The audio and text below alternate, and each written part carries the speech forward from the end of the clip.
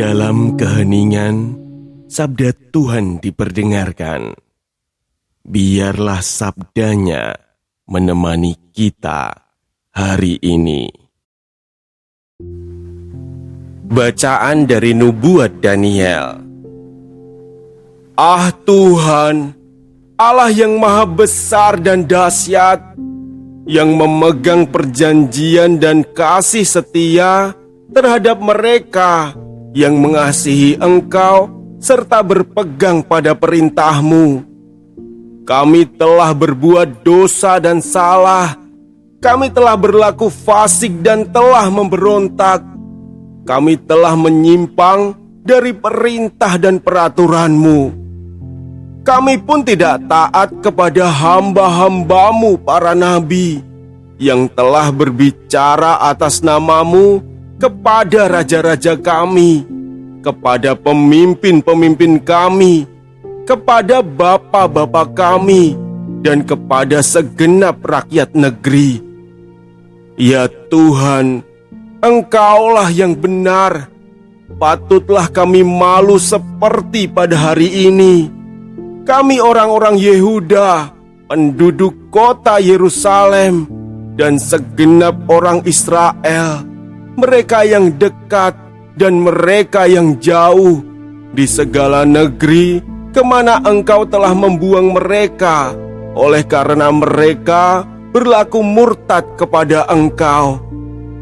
Ya Tuhan, kami, raja-raja kami, pemimpin-pemimpin kami, dan bapa-bapa kami patutlah malu, sebab kami telah berbuat dosa terhadap Engkau. Pada Tuhan, Allah kami, ada belas kasih dan pengampunan, walaupun telah memberontak terhadap Dia dan tidak mendengarkan suara Tuhan Allah kami, yang menyuruh kami hidup menurut hukum yang telah diberikannya kepada kami dengan perantaraan para nabi, hamba-hambanya. Demikianlah sabda Tuhan.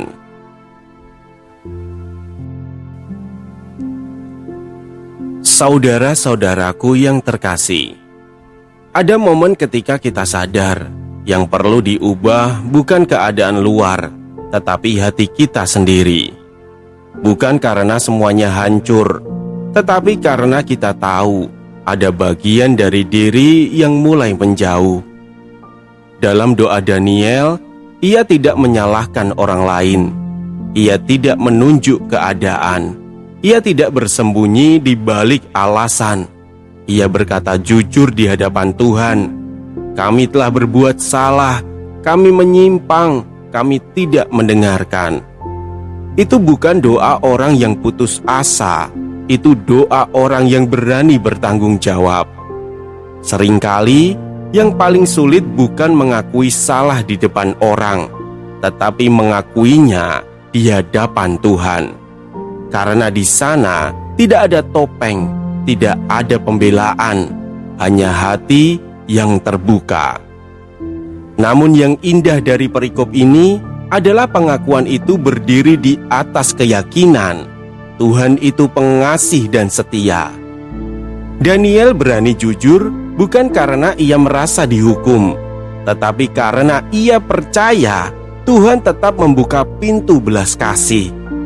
Hari ini mungkin tidak ada kesalahan besar, tetapi mungkin ada sikap kecil yang mulai keras. Ada kebiasaan yang mulai menjauhkan. Ada suara Tuhan yang kita dengar tetapi tidak kita tanggapi. Sabda ini mengajak kita berhenti sejenak, bukan untuk merasa bersalah, tetapi untuk kembali. Tuhan tidak menunggu kita sempurna, Ia menunggu kita untuk jujur. Marilah kita berdoa.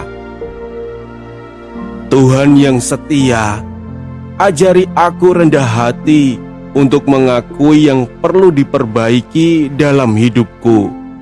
Bukan dengan takut, tetapi dengan percaya bahwa belas kasih-Mu selalu lebih besar dari kelemahanku.